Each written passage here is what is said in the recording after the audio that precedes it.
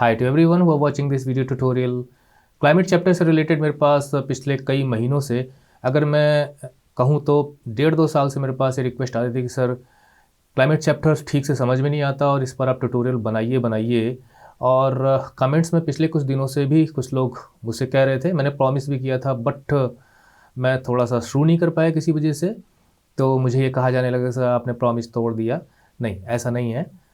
मेरे पास रिसोर्सेज की कमी है, कभी कभी कुछ प्रॉब्लम्स क्रिएट हो जाती हैं जिसकी वजह से मैं ट्यूटोरियल्स समय पे अपलोड नहीं कर पाता हूँ।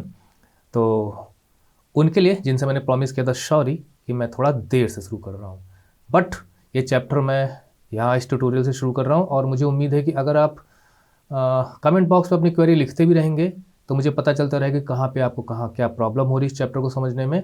और मैं कोशिश करूँगा कि ईजी लैंग्वेज में और अपने एक्सप्लेनेशन के ज़रिए आपको मैं हर चीज़ समझा सकूं कि वास्तव में वेदर, क्लाइमेट, सीजन्स और ये मानसून और ये मानसून का बस्ट क्या होता है, एडवांसिंग मानसून क्या होता है, रिट्रीटिंग मानसून क्या होता है, और सबसे बड़ी दिक्कत ये ला नीना क्या होता है, ये एसो क्या होता है, ये एंसो क्या होता है, ये एल नीनो क्या होता है, क्या इफ़ेक्ट होता है इनका, और मैप्स कैसे समझे जाएँ जो हमें इस बुक में चैप्टर में दिए गए हैं। तो सारी कोशिशें मैं ठीक से समझाने की करूँगा अपनी तरफ से। अब कितना सफल होता हूँ ये तो आपके कमेंट्स ही मुझे बताएंगे। तो चलिए शुरू करते हैं। क्लाइमेट मीन्स जलवायु। तो चूँकि ये चैप्टर ट्यूटोरियल है तो इस चैप्टर ट्यूटोरियल में जो भी जहाँ जैसे जैसे टर्म्स हमको मिलेंगे और उनको हम समझने की कोशिश करेंगे। तो चलिए देखते हैं टेक्स्ट में क्या दिया गया है, और इसके नोट्स आपको वेबसाइट पे मिल जाएंगे, आप वहाँ जाके पढ़ सकते हैं उनको। In the last 2 chapters you have read about the landforms and the drainage of the country. तो देखिए, आपने जो हमारे कंट्री की बात करें तो आपने जो लैंडफॉर्म्स मतलब जो डिफरेंट फिजिकल फीचर्स आपने स्टडी किया। ड्रेनेज में आपने रिवर सिस्टम्स को स्टडी किया, जो पेनिनसुलर रिवर्स हैं, जो हिमालयन रिवर्स हैं। अब उनको पढ़ने के बाद these are the 2 of the 3 basic elements that one learns about the natural environment of any area. तो अगर हमें अपने इन्वायरमेंट का मतलब ये हो गया कि जो भी हमारे आसपास का जो भी कुछ जो हमें दिखाई देता है हमारे आसपास वो हमारा इन्वायरमेंट है, ठीक है, वो हमारा नज़दीकी इन्वायरमेंट है। उसमें एटमॉस्फेयर है, उसमें डिफरेंट फिजिकल और जो नेचुरल जो चीज़ें हैं वो भी शामिल हैं, जो मैनमेड चीज़ें हैं वो भी शामिल है, वो सब इन्वायरमेंट में आ जाएगा। तो किसी भी इन्वायरमेंट को समझने के लिए कम से कम वहाँ का ड्रेनेज, वहाँ का लैंडफॉर्म स्टडी करना ज़रूरी है। तीसरा है ना, जो आपकी बुक के अनुसार जो है कि आउट ऑफ 3, इन तीनों में से जो तीसरा है वो है इन्वायरमेंट आपको स्टडी करना, ठीक है। देखिए, इन्वायरमेंट और एटमॉस्फेयर में डिफरेंस है। इन्वायरमेंट मतलब होता है कि हमारा पर्यावरण, पर्यावरण का मतलब हमारे आसपास जो कुछ भी हो हमारा इन्वायरमेंट है। लेकिन जो एटमॉस्फेयर होता है ना, एटमॉस्फेयर गैसेस से बना होता है। तो आप ये कह सकते हैं कि एटमॉस्फेयर के जो कंस्टिट्यूएंट्स हैं वो गैसेज हैं, जिसमें आप जानते हैं कि 78% जो है वो नाइट्रोजन है और 21% जो है ऑक्सीजन है। बाकी जो अदर गैसेज हैं, है ना, कार्बन डाइऑक्साइड भी बहुत कम मात्रा में पाई जाती है, 0.1% आप कह सकते हैं, जो कि ग्रीन हाउस इफेक्ट भी क्रिएट करती है। वो सब सारी चीज़ें आपने साइंस में पढ़ी होंगी। तो atmosphere consist the gases form the atmosphere, आप ये कह सकते हो एक चलती भाषा में। और environment, what ever is around us form the environment. In this chapter you will learn about the third. तो आपने लैंडफॉर्म्स पढ़ लिए, मतलब डिफरेंट फिजिकल फीचर्स पढ़ लिए। लैंडफॉर्म्स का मतलब क्या है, कहीं पे पर्वत हैं, कहीं पे पठार हैं, कहीं पे मैदान है, कहीं पे वाटर बॉडीज़ हैं, है ना, वो सब। और ड्रेनेज आपने रिवर सिस्टम पढ़ा। अब तीसरा आपको पढ़ना है, that is the atmospheric conditions, यानी हमारे एटमॉस्फेयर में दैट इज़ जो गैसेस से बना हुआ है वहाँ पर हमें क्या चीज़ें देखने को मिलती हैं। तो एटमॉस्फेरिक कंडीशंस हमको पढ़नी है। दैट प्रिवेल का मतलब जो रहती हैं, हमें मिलती हैं। जो चीज़ है वो प्रिवेल कर रही है, जो नहीं है वो प्रिवेल नहीं कर रही है। तो जो चीज़ प्रेजेंस है, जो है अभी, वो प्रिवेल कर रही है ओवर आवर कंट्री। तो हम अपने देश के कॉन्टेक्स्ट में इसको पढ़ेंगे। Why do we wear woollens. अब यहाँ पर देखिए कुछ एग्जाम्पल्स दिए गए हैं, तो मैं चूँकि चैप्टर ट्यूटोरियल तो मैं ऐसे ही आगे बढ़ूँगा, मैं बीच में से चीज़ों को नहीं उठा सकता। वाई डू वी वियर वुलेंस इन दिसंबर। हम दिसंबर में देखिए वुलन क्लोथ्स पहनते हैं। और why it is hot and अच्छा, जब मई का महीना होता है तो हम बहुत ही अनकम्फर्टेबल फील करते हैं। और जब जून जुलाई की बात होती है तो उसमें रेन्स होती हैं। The answers to all this questions can be find out by studying about the climate of India. अगर आप इनको पढ़ना चाहते हैं कि क्यों ऐसा होता है कि भाई रेन्स जून जुलाई में होती हैं, दिसंबर में ठंडी पड़ती है और मई के महीने में काफ़ी गर्मी होती है, तो तो इसके लिए आपको क्लाइमेट ऑफ इंडिया को स्टडी करना पड़ेगा। भारत की जलवायु कैसी है, वैसे तो हिंदी में जलवायु में जल और वायु का कुछ मिश्रण मिल रहा है, कुछ हमको मिल जाता है कि भाई इसमें कुछ वाटर का योगदान है, कुछ एयर उसके टेम्परेचर का योगदान है, लेकिन क्लाइमेट में ऐसा कुछ नहीं मिलता। तो शुरुआत यहाँ दी गई climate. Climate refers to the sum total of the weather conditions and variations over a large area for a long period of time more than 30 years. और weather refers to the state of the atmosphere over an area at any point of time। देखिए इसको मैं अपने ढंग से समझाने की कोशिश करता हूँ आपको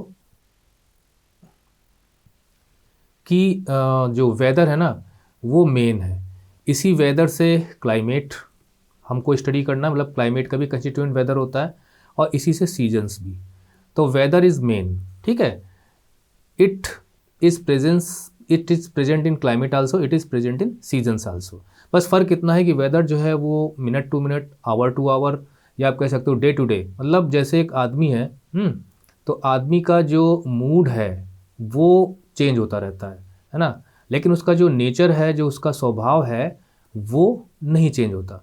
उसको चेंज किया जा सकता है, अगर मान लीजिए उसकी आदतें ख़राब हैं तो हम उसे काउंसलिंग करके उसको सुधारने की कोशिश कर सकते हैं, बट मूड चेंज हो सकता है। जैसे मान लीजिए कोई बहुत ही गुस्सैल व्यक्ति है, तो हम कहें बहुत गुस्सैल, इसका स्वभाव बड़ा ही गुस्से वाला है, लेकिन अगर वो एक हफ्ते तक बहुत प्रेम से बात करता है तो आप ये कहो क्या बात है यार, बड़े प्रेम से बात कर रहा है, स्वभाव तो इसका गुस्सैल है।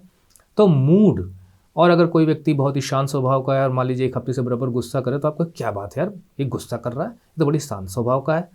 तो इसी प्रकार से जो क्लाइमेट होती है ना, ये जो वेदर है, वेदर का मतलब होता है कि भाई मान लीजिए कभी कोहरा पड़ रहा है या साइनी स्काई है, या ठंड महसूस हो रही है या रेनी सीजन है। तो इस टाइप से जो डिफरेंट डिफरेंट पैटर्न्स हमें वेदर के देखने को मिलते हैं, तो वो पैटर्न्स चेंज होते रहते हैं। तो weather is the state of atmosphere, मतलब वातावरण की उस दशा को, उस स्थिति को कहते हैं जो हमें पल पल बदलती हुई दिखती है। जब हम खिड़की के बाहर झांक के देखते हैं या बाहर आते हैं तो जो भी हमें दिखाई देता है आसमान में, सूरज है या बादल हैं या कोहरा छाया हुआ है, तो वो सारी जो पैटर्न्स हैं, जो बिहेवियर है एटमॉस्फेयर का, जो कंडीशन है एटमॉस्फेयर की, उसे हम वेदर कहते हैं। लेकिन यही अगर हम ऑब्जर्व करें काफ़ी लंबे समय तक, क्लाइमेट के लिए आपकी बुक में 30 ईयर्स दिया गया है या उससे ज़्यादा, तो जो चीज़ें कॉमन बराबर बनी रहती हैं उससे वहाँ की क्लाइमेट निर्धारित होती है। जैसे फॉर एग्जांपल कि अगर आप पोलर रीजन्स में चले जाइए, ठीक है, और इक्वेटोरियल रीजन्स की हम बात करें, तो पोलर रीजन्स में मतलब, अब मैं आपको एक डायग्राम दिखाता हूँ। अब आप देखिए, ये इस डायग्राम में साफ साफ दिखाई दे रहा है कि जो सन रेज़ हैं तो इसका इंसोलेशन बराबर नहीं मिल रहा। तो मुख्यतः अगर हम क्लाइमेटिक जोन्स बनाना चाहें तो क्लाइमेटिक जोन्स ये बना सकते हैं। एक तो हमारा ये क्षेत्र हो सकता है, ये टॉरिड जोन, दूसरा हमारा टेम्परेट जोन हो सकता है, और तीसरा हमारा फ्रिजिड जोन, ये हमारा ट्रॉपिकल जोन भी है। तो यहाँ पे सनरेज़ काफ़ी स्टडी होती हैं और यहाँ पर जाते जाते काफ़ी स्लैंट हो जाती हैं, तो काफ़ी डिस्ट्रीब्यूट हो जाती हैं। तो यहाँ पर इंसोलेशन उतना नहीं मिलता जितना यहाँ पे डायरेक्ट मिलता है। बल्कि अगर हम कहें तो ये जो इस एरिया में है, जो इसे इक्वेटोरियल रीजन हम कह सकते हैं, ठीक है, इक्वेटर के पास का इक्वेटोरियल रीजन। तो इक्वेटोरियल रीजन में क्या होगा, आपको लगभग एक कॉमन चीज़ नज़र आएगी, टेम्परेचर हाई रहता है। टेम्परेचर हाई के कारण एवोपोरेशन होता है, पानी बरस जाता है लगभग। पोलर रीजन में क्या होता है कि 12 मास में ऐसा नहीं कि धूप नहीं आती है, ऐसा नहीं कि समर सीजन वहाँ भी नहीं होता, बहुत छोटा सा होता है, लेकिन जनरली वहाँ पे टेम्परेचर काफ़ी डाउन रहता है। तो जनरल कॉमन चीज़ें जो काफ़ी लंबे समय तक रहती हैं, वहाँ से हम क्लाइमेट को निर्धारित करते हैं। तो देखिए कुछ यहाँ पे एक मैप देखिए आप कि ये आपका 0 डिग्री इक्वेटर से इतना पोर्शन हमने ले लिया ट्रॉपिकल जोन का, ठीक है। उसके बाद जब हम ऊपर गए तो इतना पोर्शन हमने ले लिया टेम्परेट जोन का, इतना पोर्शन हमने ले लिया पोलर जोन का। तो डिफरेंट क्लाइमेट्स अपने आप, जो जनरल क्लासिफिकेशन हम कर सकते हैं वो टेम्परेचर को लेके कर सकते हैं और प्रेसिपिटेशन को लेके कर सकते हैं कि कितना टेम्परेचर रहता है, मतलब हॉट और कोल्ड कंडीशंस, और रेनफॉल कैसी होती है वहाँ पे, डिफरेंट फॉर्म्स। प्रेसिपिटेशन में हेल भी आ जाता है और वो सारी चीज़ें आती हैं ना, पानी भी बरसता है, वो सब प्रेसिपिटेशन में आता है। तो यहाँ पे देखिए आपकी जो है डिफरेंट कलर्स में दिखाया गया है कि जो ट्रॉपिकल जोन है वहाँ की क्लाइमेट कैसी होगी। निश्चित है कि इक्वेटर है तो यहाँ पे काफ़ी टेम्परेचर हाई होगा, यहाँ काफ़ी टेम्परेचर कम होगा और काफ़ी लंबे समय तक आपको ये देखने को मिलता है, तो क्लाइमेट बन जाएगी। इसके बाद नीचे आते हैं तो ये जनरली जो आजकल जो सबसे ज़्यादा फेमस है वो ये डिविजन्स फेमस हैं, polar zone, cold zone, moderate zone, सब ट्रॉपिकल जोन, ट्रॉपिकल जोन। अब इंडिया देखिए यहाँ पे ये येलो भी है और साथ में यहाँ पे ये कलर भी नज़र आ रहा है। तो येलो का मतलब सब ट्रॉपिकल जोन में भी है और ट्रॉपिकल जोन में भी आता है। मतलब कि ये अगर हम यहाँ से देखें इस हिसाब से तो इंडिया जो है वो ये पोर्शन इंडिया का है, ठीक है। तो ये इंडिया जो है इस पोर्शन में भी आ रहा है, इसके ऊपर भी है। तो ये पोर्शन आपका ट्रॉपिकल हो जाएगा, ऊपर वाला लगभग 40 डिग्री तक वो सब ट्रॉपिकल माना जाएगा, हालांकि टेम्परेट जोन के अंतर्गत ही वो आता है। वो सारी चीज़ें आप जानते भी होंगे। तो इस प्रकार से जो है क्लाइमेट लंबे समय तक के लिए निर्धारित होती है। अब देखिए यहाँ पे क्लाइमेट के फर्दर डिवीजन्स अगर हम देखें तो ये फर्दर डिवीजन्स हो गए, मतलब जो मुख्य आपने यहाँ पे देखे थे 5, 1, 2, 3, 4, 5, इसी में हम यहाँ पर फर्दर डिवीजन्स कर सकते हैं। तो ये आ गई देखिए आपकी मानसून टाइप की क्लाइमेट जो इंडिया में काफ़ी ज़्यादा है। और उसके बाद जो पीला है वो डिजर्ट क्लाइमेट है, तो यहाँ पे हमारा डिजर्ट क्लाइमेट है। तो जो मेन हमने डिवीज़न देखे तो उसके फर्दर डिवीजन्स हो जाते हैं। तो इस प्रकार से क्लाइमेट लंबे समय तक वेदर का एक एवरेज हमें देखने को मिलता है। तो वेदर से ही क्लाइमेट, वेदर अच्छा सीजन क्या होते हैं पहले मैं सबको मिटा दूँ तो बताऊँ आपको। देखिए किसी भी साल को मतलब year is divided into different seasons, ठीक है। वो सीजन्स डिवाइड होते हैं लगभग, जैसे मान लीजिए कि वेदर से क्लाइमेट बना। वेदर जो है day to day short term phenomena है ना, डे टू डे आप कह सकते हो, डे टू डे। ये लगभग क्लाइमेट जो है वो 30 ईयर्स तक अगर आप ऑब्जर्व करते हो मिलती है तब है। लेकिन यही जो आपका वेदर है यही अगर 3 महीने तक जो कॉमन चीज़ें हैं उनके आधार पर हम सीजन्स बना देते हैं। जैसे हम देखें यहाँ पर तो लगभग जो हमारा जो मई और जून का महीना होता है ना, अप्रैल भी आप ले सकते हो उसमें हैं, तो ये यहाँ पे टेम्परेचर काफ़ी हॉट रहता है। तो पता चला कि हमने इसे एक नाम दे दिया समर। वैसे 4 मुख्य होते हैं, है ना, समर है, विंटर है, ऑटम है, स्प्रिंग है। इस प्रकार से उसके बाद हमने देखा कि भाई जो है जून से लेके लगभग सितंबर तक रेन होती है, तो हमने रेनी सीजन दे दिया हमने। तो इस प्रकार से जो वेदर है वो आपका डे टू डे ऑब्जर्वेशन है, मतलब आपके एटमॉस्फेयर की उस समय क्या दशा है वो वेदर है। और वेदर्स आप मोबाइल में भी आजकल सर्च करते रहते हो, भाई वेदर कंडीशंस क्या है, टेम्परेचर कैसा रहेगा, पानी बरसेगा कि नहीं बरसेगा, है ना, ठंड बढ़ेगी कि नहीं बढ़ेगी। तो डे टू डे फोरकास्ट में इसी से क्लाइमेट बना तो 30 ईयर्स। और यही वेदर जो है ये लगभग डिफरेंट 3-3 महीने के अंतराल पे आप जनरली ऑब्जर्व करते हुए तो वेदर का एवरेज 30 ईयर्स तक तो क्लाइमेट बना देता है। और इसी वेदर का लगभग 3 मंथ तक क्या एवरेज हमें देखने को मिल रहा है, बिहेवियर एवरेज पैटर्न क्या देखने को मिल रहा है, क्लाउडी रहता है कि साइनी रहता है, कि टेम्परेचर कैसा रहता है, तो वो बन जाता है आपका सीजन। सीजन की और भी वजह है, क्योंकि जो पृथ्वी है वो घूमती है अपने अक्ष पर, है ना, मतलब कि रोटेट करती है ना, वेस्ट से ईस्ट को रोटेट करती है, आप जानते होंगे। तो पृथ्वी रोटेशन की वजह से भी जो है सूरज से पृथ्वी दूर होती है, अगर ये सन है ना, इस प्रकार का रोटेशन होता है। वो आगे भी हमें स्टडी करना है तो हम देखेंगे। तो पृथ्वी यहाँ है तो नज़दीक है, अगर यहाँ पे पृथ्वी है, यहाँ पृथ्वी तो दूर है। तो उसकी वजह से भी जो इंसोलेशन है वो कभी सही मिलता है, कभी लंबी दूरी होने की वजह से इंसोलेशन नहीं मिल पाता है ज़्यादा। तो उस हिसाब से भी जो ड्यूरेशन ऑफ सनलाइट है वो कम होता है। तो रेवोल्यूशन भी एक कारण है सीजन के डिवीज़न का। तो अब आप समझ गए। यहाँ पे हम फिर से पढ़ते हैं कि climate refers to the sum total of weather conditions. तो आपको नोट्स मिल जाएंगे, वहाँ से आप देख सकते हैं कि हमें लिखना क्या है। तो क्लाइमेट एक प्रकार से देखा जाए तो लगभग अगर 30 ईयर्स तक का अगर हम समय लें तो 30 साल के भीतर जो वेदर है वो क्या देखने को मिलता है, उन सबको जोड़कर उनका एक एवरेज निकाल कर हम क्लाइमेट डिसाइड करते हैं। Weather refers to the state of the atmosphere. तो एटमॉस्फेयर का मतलब होता है कि भाई हमारे आसपास का जो वातावरण है, यानी कि जो वायु से, जो एयर से बना हुआ जो हमारा मास जिसके बीच में हम रहते हैं, हमारे आसपास की जो वायु है, जो वातावरण है, आप समझ लीजिए इसी भाषा में हम समझते हैं, तो वो किसी समय कैसा है वही वेदर है।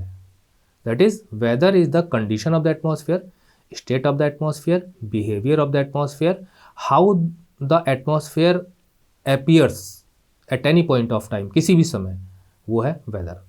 अब पता चला आप जो है 2 बजे सोए, शाम को 5 बजे उठे, अरे खिड़की खोल के देखें, अरे शाम हो गई, अरे अभी तक तो बादल नहीं थे, बादल छा गए। ये जो ऑब्जर्वेशन है ना, ये at any point of time, this is weather. The elements of weather and climate are same. अगर देखा जाए तो क्लाइमेट एंड वेदर के एलिमेंट्स सेम ही होते हैं। तो भाई जब मैंने आपको बता दिया कि वेदर के ही आधार पर क्लाइमेट भी निर्धारित होता है। तो जैसे टेम्परेचर है, मतलब गर्मी ज़्यादा है कि कैसा है टेम्परेचर, एटमॉस्फेरिक प्रेशर कैसा है। तो प्रेशर आप जानते होंगे, साइंस में आपने पढ़ा होगा कि हम हर वक्त हमारे ऊपर एक कॉलम, एक एयर का प्रेशर बना रहता है। हम उसे महसूस इसलिए नहीं करते क्योंकि हमें चारों तरफ से प्रेशर मिलता है और हमारी बॉडी भी उतना ही अमाउंट ऑफ प्रेशर एक्सर्ट करती है, तो बैलेंस हो जाता है। विंड है, उसकी स्पीड कैसी है, दिशा कैसी है, डेंस है कि रेयर है, ये सारी चीज़ें। ह्यूमिडिटी कैसी है, मतलब मॉइस्चर कितना है, प्रिसिपिटेशन कैसा है। देखिए जब जो वाटर वेपर्स होते हैं ऊपर जाते हैं, कंडेंस होते हैं ना, तो वो रेन के रूप में गिर सकते हैं या ओलावृष्टि हो सकती है ना। तो वो सारी चीज़ें प्रेसिपिटेशन में आ जाएंगी।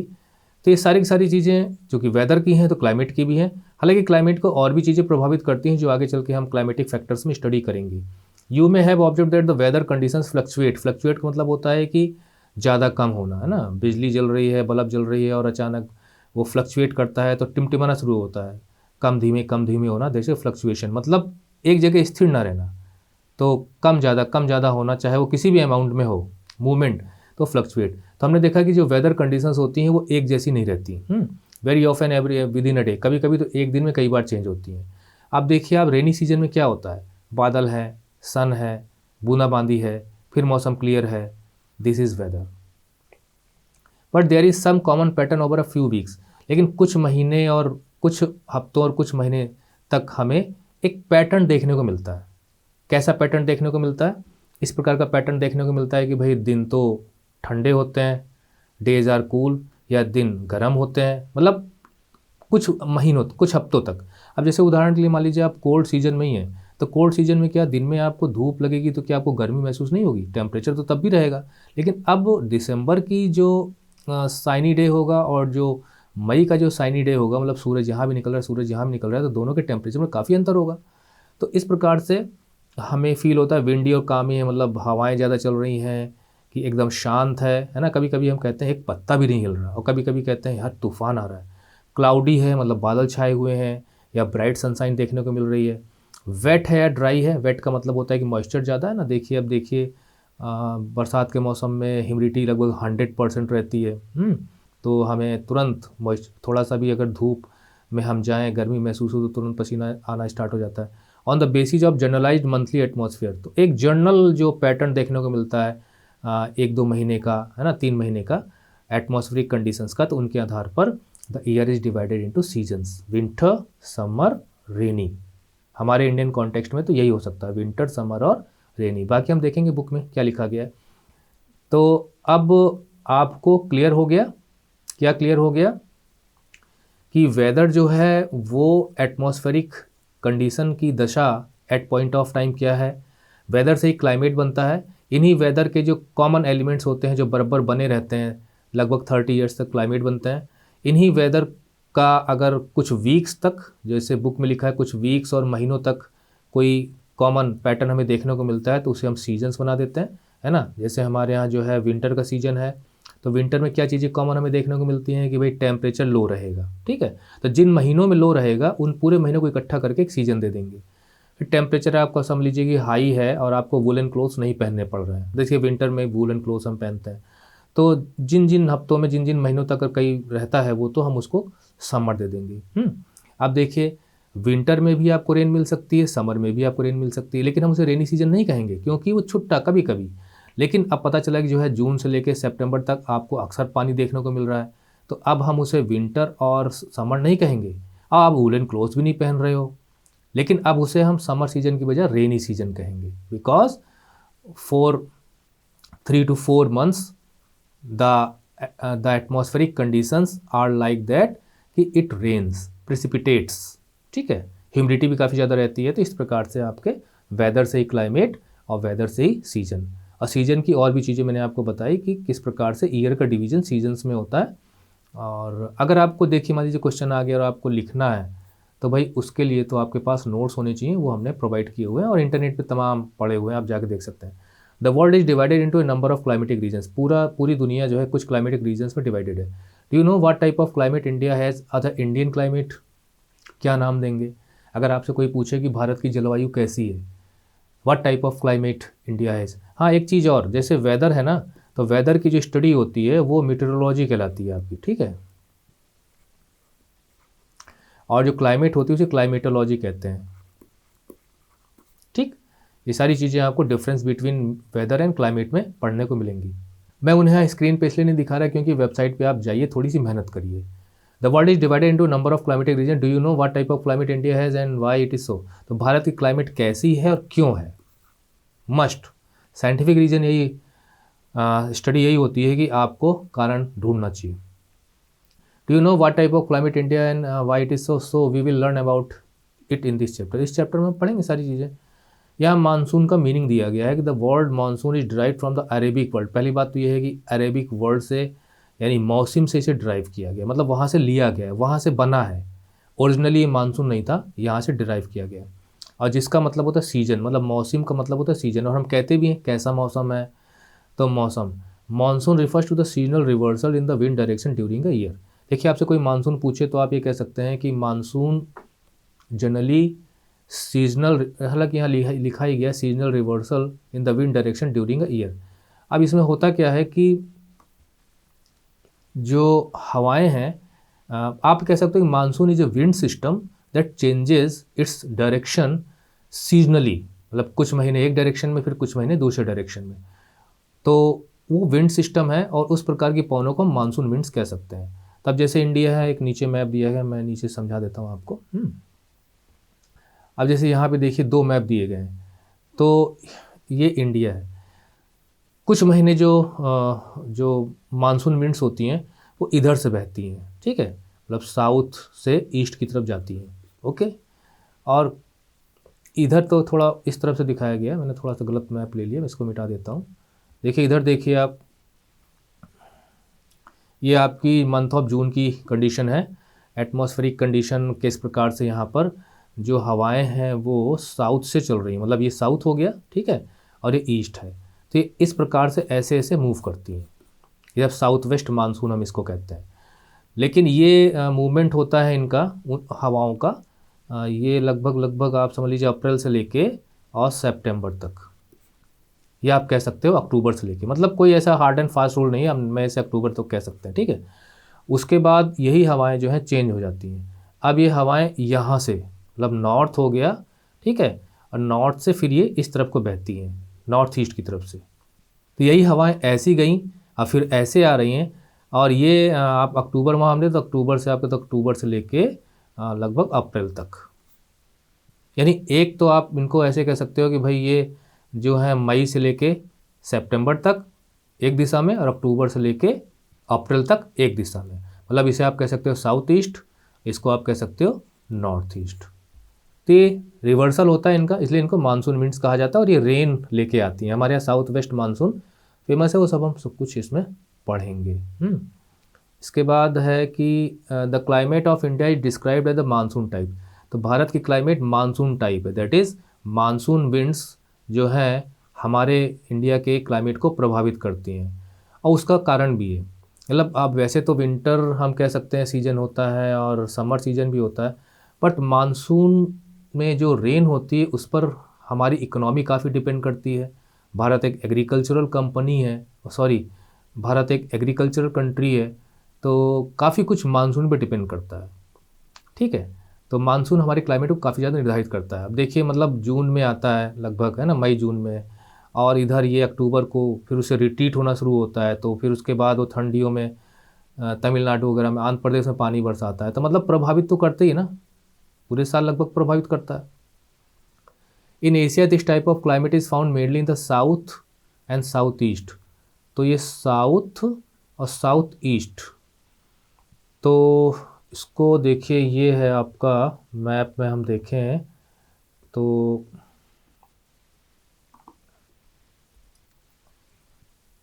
देखिए ये है एशिया, एशिया महाद्वीप है पूरा का पूरा, और ये है इसका साउथ पोर्शन, ठीक है, और ये है साउथ ईस्ट एशिया। तो ये वेस्ट पार्ट हो जाएगा, तो south, south west and south east, मतलब this is south, this is south west, this is south east. Okay, तो ये this type of climate is found mainly in south and south east.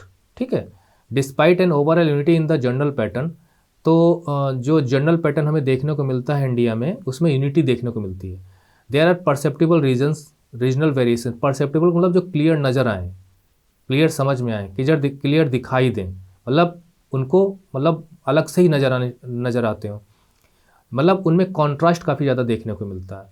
Regional variations, variation मतलब बदलाव, changes in climatic conditions, climatic conditions का मतलब वही जो atmospheric conditions हैं जो क्लाइमेट को निर्धारित करती हैं within the country. Let us take two important elements, तो इसमें हम टेम्परेचर को लेते हैं और प्रेसिपिटेशन को लेते हैं। मैंने जो क्लासिफिकेशन आपको दिया था कोपेन का, मतलब उन्हीं के द्वारा निर्धारित जो क्लासिफिकेशन है उसको ज़्यादा माना जाता है, तो टेम्परेचर और प्रेसिपिटेशन को ही उन्होंने लिया था, क्योंकि किसी भी वेदर को, क्लाइमेट को ये दोनों बहुत प्रभावित करते हैं।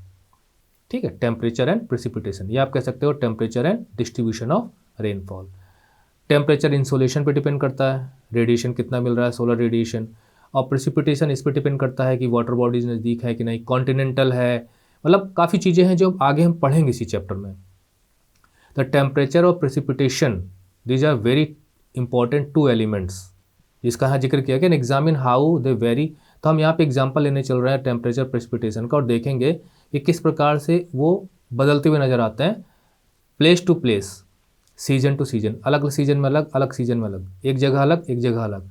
इंडिया एक बड़ा कंट्री है, तो यहाँ पर आपको ये सारी चीज़ें देखने को मिलेंगी। तो देखिए यहाँ एग्जाम्पल दिया गया है कि गर्मियों में the mercury occasionally touches 50 degree Celsius, तो गर्मियों के मौसम में अब उसकी वजह आप जान रहे होंगे ना, सूरज है, और ये मैं डायग्राम दिखाता हूँ आपको, ये देखिए सन है ना, ये देखिए ये आपकी इक्वेटर है, तो सन भी मूव करता है, मतलब इधर से यहाँ तक जाता है और यहाँ से यहाँ तक आता है, ठीक नहीं। तो मूवमेंट के अनुसार मान लीजिए कि कोई प्लेस यहाँ पर है, जैसे हमारा इंडिया जो है वो मान लीजिए ऐसे करके इंडिया बना हुआ है, तो जब सन इक्वेटर पे होगा तो यहाँ गर्मी ज़्यादा पड़ेगी, जब वो ऐसे मूव कर जाएगा ऊपर जाएगा तो गर्मी यहाँ पे भी ज़्यादा पड़ेगी। लेकिन जब इक्वेटर पे सन दोबारा आएगा और फिर यहाँ जाएगा तो निश्चित है कि हमें यहाँ पर टेम्परेचर कम होगा और हमें ठंडियाँ महसूस होंगी। मतलब कि इंडिया है ना, तो अगर ये यहाँ पे कहीं ना कहीं हमारी ये इक्वेटर है और ये ट्रॉपिक ऑफ कैंसर है, तो अगर सूरज ट्रॉपिक ऑफ कैंसर पे है तब तो यहाँ गर्मी अच्छी खासी मिलेगी, लेकिन फिर नीचे जाएगा तो फिर ठंडी के सीज़न स्टार्ट होंगे, और जब यहाँ चले जाएगा है ना तो फिर काफ़ी ज़्यादा ठंड पड़ेगी, तो इसलिए वेरिएशन देखने को मिलता है। तो वही चीज़ यहाँ लिखी गई है कि समर के मौसम में, मतलब जब सन कहीं ना कहीं ट्रॉपिक ऑफ कैंसर के आसपास होता है तो 50 डिग्री सेल्सियस तक टेम्परेचर पहुँच जाता है राजस्थान के कुछ हिस्सों में, डिज़र्ट में, जबकि उसी समय वो 20 डिग्री सेल्सियस हो सकता है जम्मू कश्मीर में, पहलगाम में। ऑन अ विंटर नाइट, या अगर आप ठंडी की बात करें तो द्रास यानी जम्मू कश्मीर में भी एज लो एज -45 डिग्री, तो ठंडी के मौसम में -45 डिग्री तक तापमान जा सकता है जम्मू एंड कश्मीर में। Thiruvananthapuram on the other hand may have a temperature 22 degree Celsius. क्या समझे, पूरा मिटा दूँ बताता हूँ। देखिए एक हम ले लेते हैं समर, ठीक है। अब समर में एक जगह तो 50 डिग्री सेल्सियस टेम्परेचर है, और उसी समर में एक जगह 20 डिग्री सेल्सियस टेम्परेचर है। दूसरा हम ले लेते हैं ठंडी के मौसम में, ठीक है, यानी कि विंटर में एक जगह तो टेम्परेचर आपका 45 डिग्री माइनस में जा रहा है, और एक जगह 22 डिग्री सेल्सियस प्लस में है और गर्मी शो कर रहा है। तो ये एग्जाम्पल इसलिए दिया गया है कि एक ही सीज़न में, है ना, विंटर समर हो चाहे वो विंटर हो, हमें इंडिया में अलग अलग टेम्परेचर्स देखने को मिलते हैं। अब देखिए अगर हम समर की बात करें, ठीक है ना, हम इसको ले लेते हैं, तो राजस्थान में अगर 50 डिग्री सेल्सियस है, और दूसरी तरफ जो पहलगाम इलाका मतलब जम्मू एंड कश्मीर हम मान लेते हैं, ठीक है, वहाँ पर अगर 20 डिग्री सेल्सियस है और मौसम दोनों के बीच में एक ही है, समर का है, उसकी वजह क्या हो सकती है?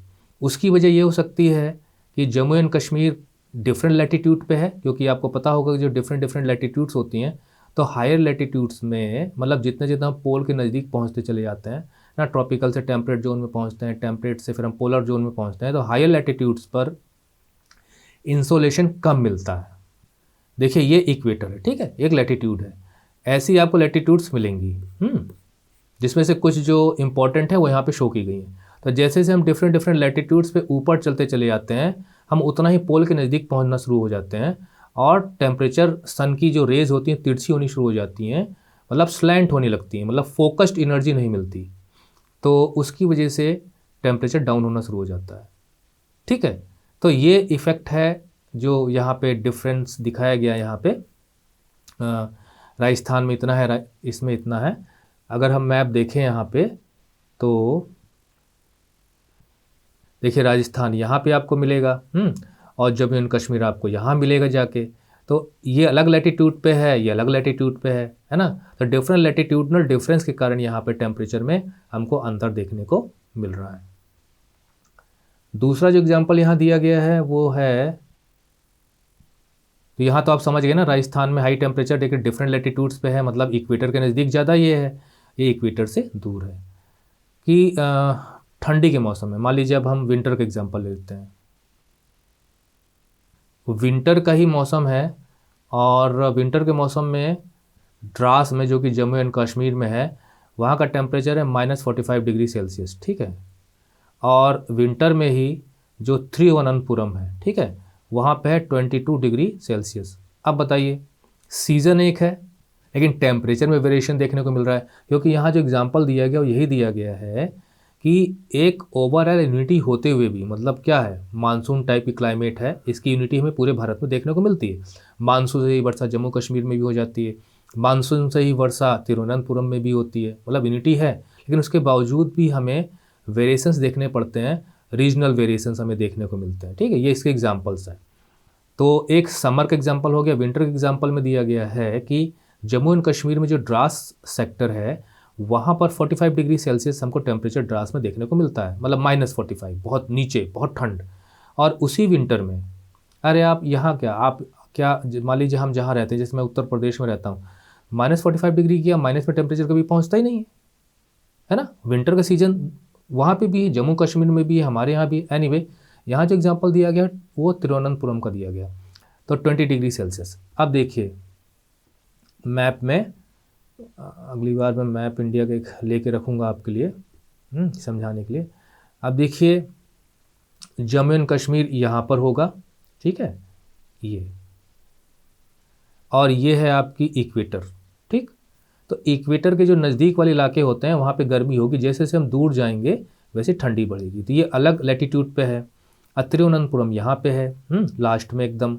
तो देखिए ये इक्वेटर के नज़दीक है, तो निश्चित है कि विंटर सीजन में भी यहाँ का टेम्परेचर डिफरेंट होगा, जैसे -45 डिग्री सेल्सियस तक पहुँच जाता है, ये लिखा है उसमें।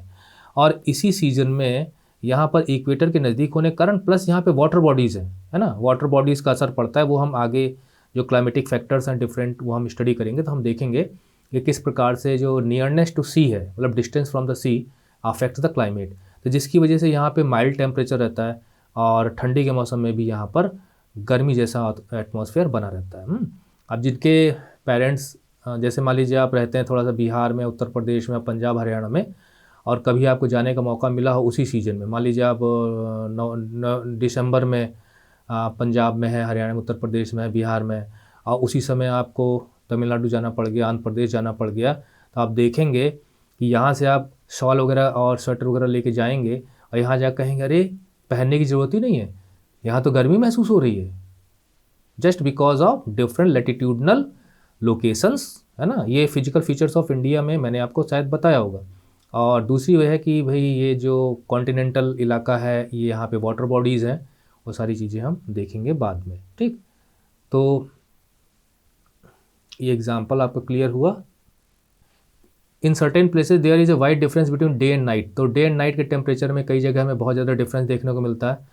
थर्ड रिजल्ट में जो टेम्परेचर 50 डिग्री सेल्सियस तक पहुँचता है। अब ये देखिए यहाँ जो एग्जाम्पल था वो एक ही सीजन में, मतलब एक ही सीजन में डिफरेंट प्लेसेस का था, ठीक। अब यहाँ जो एग्जाम्पल दिया गया है वो ये दिया गया है कि प्लेस सेम है, और एक ही प्लेस में और एक ही दिन में, ठीक है, टेम्परेचर डिफरेंस देखने को मिल रहा है।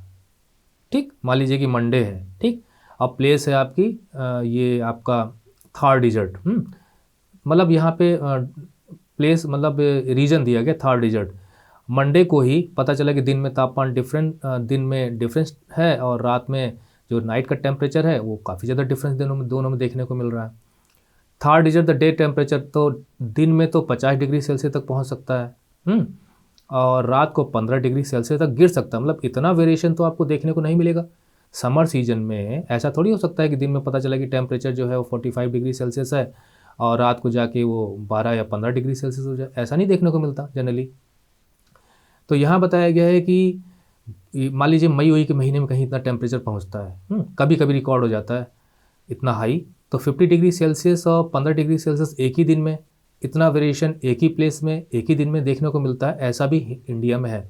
On the other hand there is hardly any difference in day and night temperature in the Andaman Nicobar. आज अंडमान निकोबार आइलैंड की हम बात करें या केरला की हम बात करें तो वहाँ पे एक ही दिन में टेम्परेचर डिफरेंस कम देखने को मिलता है। तो देखिए हम बताते हैं उसका कारण। देखिए राजस्थान यहाँ पर होगा, ठीक है, ये आपका पोर्शन हम राजस्थान का मान लेते हैं, थार डिजर्ट जिसे कहते हैं, थार डिजर्ट राजस्थान प्रदेश। पहली बात तो ये है कि ये थोड़ा कॉन्टिनेंटल इलाका है, मतलब कि इनलैंड पार्ट है और वाटर बॉडी यहाँ के नज़दीक नहीं है, तो जो लैंड पार्ट होता है वो बहुत तेज़ी से हीट होता है। प्लस ये एरिड रीजन है। एरिड रीजन का मतलब यहाँ पर मॉइस्चर की कमी है, सूखा रीजन है, वेजिटेशन की भी कमी है ना।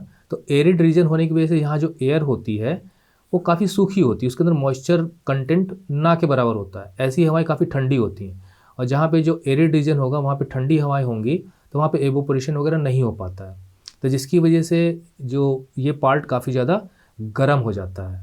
मॉइस्चर कंटेंट नहीं है, कोई वाटर बॉडी नहीं है, और जो रेत है, सैंड पार्टिकल्स है ना, इट हीट्स सून और काफ़ी हाई टेम्परेचर तक जा सकती है। दूसरी बात, जैसे ही शाम होने शुरू हो जाती है ना, तो चूँकि एरिड रीजन है, सूखा रीजन है, हवा में मॉइस्चर नहीं है, तो तुरंत जो लैंड पार्ट है वाटर बॉडी कोई है नहीं।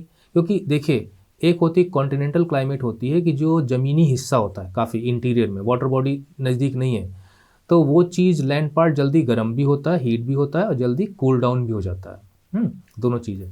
तो उसी हिसाब से ये कूल भी हो जाता है, इसलिए हमें टेम्परेचर में काफ़ी ज़्यादा डिफरेंस देखने को मिलता है। दूसरी बात जो है केरला है ना, यहाँ केरला है, और दूसरा एग्जांपल जो दिया था अंडमान निकोबार आइलैंड, तो अंडमान निकोबार आइलैंड्स ये हैं, तो ये वाटर बॉडी के नज़दीक हैं, और जहाँ पे वाटर बॉडी होती है मतलब सी है, ओशन है, तो वो माइल्ड टेम्परेचर कर देते हैं, मतलब कि जो हवाएं होती हैं वो। दरअसल लैंड ब्रीज सी ब्रीज के बारे में मैं आपको बताऊंगा बाद में, जब आगे हम पढ़ेंगे किस प्रकार से distance from the sea affect करता है क्लाइमेट को। तो आप समझ लीजिए कि ये एक तो इक्वेटर के नज़दीकी होने के कारण प्लस वाटर बॉडी होने के कारण ऐसा फ़र्क पड़ता है। तो ये एग्जाम्पल भी आपका हो गया। Let us now look at precipitation. ये तो हो गया आपका temperature. There are variations not only in the form of type of precipitation but also in its amount and the seasonal distribution. देखिए प्रेसिपिटेशन में क्या डिफरेंस देखने को मिलता है। पहली बात तो यह है कि प्रेसिपिटेशन किस प्रकार का है, कितना प्रेसिपिटेशन मिल रहा है, और अगर एक ही सीजन में प्रेसिपिटेशन मिल रहा है तो उसका डिस्ट्रीब्यूशन कैसा है। क्या आपको लगता है कि भारत में हर जगह रेन एक ही जैसी होती होगी, एक ही अमाउंट में होती होगी? नहीं। While precipitation is mostly in the form of snowfall. हमारे यहाँ जो पहाड़ी इलाके हैं वहाँ पे स्नोफॉल प्रेसिपिटेशन मैंने बताया ना कि वो रेन भी प्रेसिपिटेशन का हिस्सा है ना। हेल, स्नोफॉल ये सब प्रेसिपिटेशन ही है। कंडेंसेशन होने के बाद जो कुछ होता है वो गिरता है, वो प्रेसिपिटेशन हो जाता है। तो स्नोफॉल देखने को मिलता है अपर हिमालयाज में, सीधा समझ लीजिए इक्वेटर से दूर है। It rains over the rest of the country. बाकी कंट्री में रेन होती है, मतलब ऊपरी इलाकों में अपर पार्ट में स्नोफॉल हो गया, मिडिल पार्ट में और नीचे आपका रेन हो गया। The annual precipitation varies over 400 centimetre in Meghalaya to less than 10 centimetre in Ladakh and western Rajasthan. Most parts of the country receive rainfall from June to September. हमारे यहाँ जून से सितंबर तक रेन होती है, but some parts like Tamil Nadu. लेकिन हम तमिलनाडु की बात करें, देखिए यहाँ पे मेघालय की बात हुई है और यहाँ पर मतलब पानी बरसने 400 सेंटीमीटर और 10 सेंटीमीटर, ठीक है। और लद्दाख का जिक्र है यहाँ पे, राजस्थान का जिक्र यहाँ पे है, तो मैं अभी आपको समझाऊंगा। इसके अलावा some parts like Tamil Nadu coast gets large portion of its rain during October and November. तो देखिए इसको ऐसे समझिए कि आप अगर लगभग नॉर्दर्न पार्ट में रहते हैं तो आपको जो यहाँ पे सीजन महीने बताए गए हैं जून से सितंबर, तो आपको जून से सितंबर के बीच में रेन मिलेगी। लेकिन जो लोग दक्षिण में रहते हैं, है ना, यहाँ तमिलनाडु का जिक्र किया गया है, तो वहाँ पर अक्टूबर नवंबर में रेन देखने को मिलती है। उसके कारण है ना। अब वो कारण यहाँ बताएंगे तो वीडियो काफ़ी लंबा हो जाएगा किस वजह से ऐसा होता है। और तो ये तो क्लियर हो गया। दूसरी चीज़ यहाँ पे जो मेघालय में टेम्परेचर और 10 सेंटीमीटर, लद्दाख, राजस्थान, तो ये चीज़ यहाँ मैप से हम थोड़ा सा देखते हैं कि ये राजस्थान हो गया, ठीक है, और जम्मू कश्मीर है तो यहीं पे लद्दाख होगा, ठीक। तो यहाँ पर इन दोनों क्षेत्रों में लगभग 10 सेंटीमीटर रेन बताया गया। देखिए लद्दाख में वाटर शॉर्टेज है, आपने पढ़ा होगा। आपको लगता होगा ठंडा इलाका है तो वाटर की कमी नहीं होगी, बट ऐसा नहीं है। अच्छा, दूसरी चीज़ ये है कि यहाँ पर आपका मेघालय है, तो मेघालय में चेरापूंजी नाम की जगह है जहाँ पर पानी 400 सेंटीमीटर तक लगभग बरसता है। तो देखिए इंडिया में ही एक ही सीजन में इतना वेरिएशन देखने को मिल रहा है, कहाँ 400 और कहाँ सिर्फ 10 सेंटीमीटर। तो एक ही सीजन में रीजनल वेरिएशन देखने को मिलता है, अमाउंट ऑफ प्रेसिपिटेशन डिफर करता है। और जो हिमालयन रीजन्स है वहाँ पे प्रेसिपिटेशन स्नोफॉल के रूप में देखने को मिलता है। उसका कारण यह है कि इंडिया के जो फिजिकल फीचर्स हैं लगभग जितने होने चाहिए वो सब के सब यहाँ पर हैं। हमारे यहाँ पठार भी है ना, पठारी इलाका है, ये आप जानते हैं।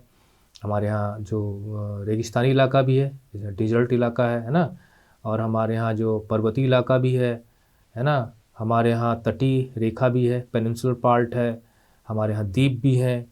ये सारी चीज़ें आपने फिजिकल फीचर्स ऑफ इंडिया में स्टडी किया हुआ है। तो ये हो गया। आगे क्या दिया गया है वो भी हम देख लेते हैं। In general coastal areas experience less contrast in temperature condition.